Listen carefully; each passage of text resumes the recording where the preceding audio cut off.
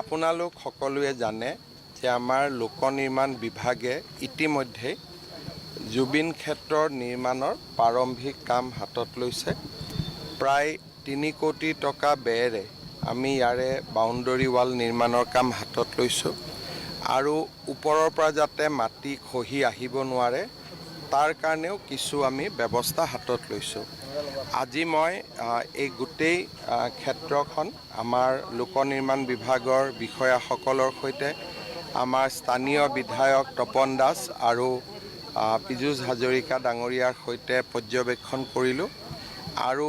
আমি সমাধিৰ যিটো বাউণ্ডৰী ৱালৰ পিছত সমাধি ক্ষেত্ৰ নিৰ্মাণৰ যিটো পদক্ষেপ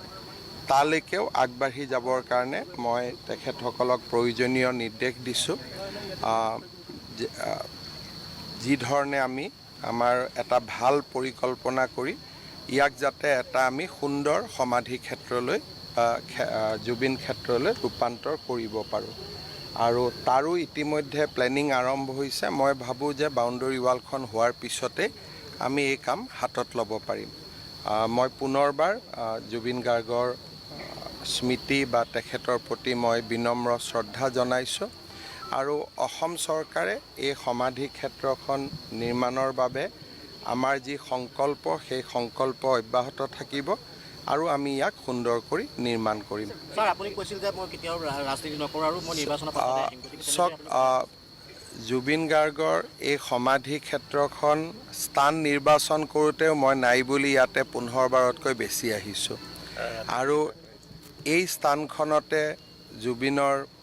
শেষকৃত্য বা অন্তিম যাত্ৰা হওক তাৰো ব্যৱস্থা কৰিবৰ কাৰণে আমিয়ে ইয়াত আছিলোঁ। কিন্তু পিছত ৰাজনীতিৰ লগত জড়িত মানুহসকলে ইয়াক লৈ ইমান ৰাজনীতি কৰিলে যে এটা সময়ত ইয়াত আহিব বেয়া লগা হৈ গ'ল, কাৰণ ইয়াতে জুবিনতকৈ ৰাজনীতিৰ কথা বেছি আলোচনা হোৱা আৰম্ভ হ'ল আৰু মই জানিছিলোঁ যে ইলেকশ্যন হোৱাৰ পিছত লাহে লাহে ৰাজনীতি শেষ হ'ব আৰু জুবিনৰ যি আচল যিটো মানুহ বা আচল যিটো চৰিত্ৰ, আচল যিটো সত্তা, আচল যিটো শিল্পী মন সেইটো নিজে নিজে প্ৰকাশ হ'ব আৰু আজি মই অনুভৱ কৰোঁ যে লাহে লাহে মানুহে জুবিনৰ স্মৃতি কেনেকৈ জীয়াই ৰাখিম, সংগীত কেনেকৈ জীয়াই ৰাখিম, তেওঁৰ অৱদানসমূহক কেনেকৈ জীয়াই ৰাখিম, মানুহে তাৰ বিষয়ে আলোচনা কৰিব। ৰাজনীতি শেষ হ'ল আৰু মই ভাবোঁ যে ভৱিষ্যতেও যাতে জুবিনক লৈ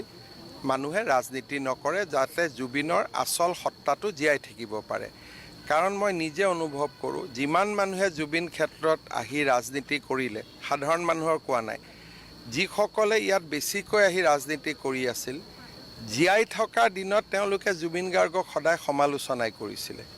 গতিকে এইবিলাক বন্ধু হৈছিল অকল এটা পাৰপাছ লৈ কিন্তু আমাৰ কাৰণে জুবিন অতীততো আছিল বৰ্তমানো আছে ভৱিষ্যতেও আমাৰ কাৰণে তেনেকৈ থাকিব যেনেকৈ আমি জুবিনক পাইছিলোঁ নিৰ্বাচনৰ পিছত তেওঁলোক অহা নাই চক অহা নাহাটোত মই কোৱা নাই কিন্তু যিটো নিৰ্বাচনৰ পুলিং বুথত জুবিন গাৰ্গৰ ফটো লগাই দিয়া পাৰ্টি অফিচত জুবিন গাৰ্গৰ ফটো লগাই দিয়া এইবিলাক মানুহে নিবিচাৰে কাৰণ মানুহে শিল্পীক সদায় অৰাজনৈতিক হৈ থকাটোৱে বিচাৰে আপুনি যদি এটা কেন্দ্ৰত ভোট দিব গৈছে বিজেপিয়ে পদুম ফুল লৈ বহি আছে কংগ্ৰেছে হাতৰ ছবিৰ পৰিৱৰ্তে যদি জুবিন গাৰ্গৰ ফটোখন লৈ বহি থাকে মানুহৰ খং উঠিবনে নাই আৰু জুবিনক লৈ ৰাজনীতি কৰাৰ কাৰণে মই ভাবোঁ যে অতি কমেও প্ৰত্যেকটো সমষ্টিত আমি 20% ভোট বেছি পাইছোঁ কাৰণ যিমান জুবিনৰ ফেন আছিলে সকলোৱে হয়তো নিউট্ৰেল থাকিলে কংগ্ৰেছকো দিলেহেঁতেন বিজেপিকো দিলেহেঁতেন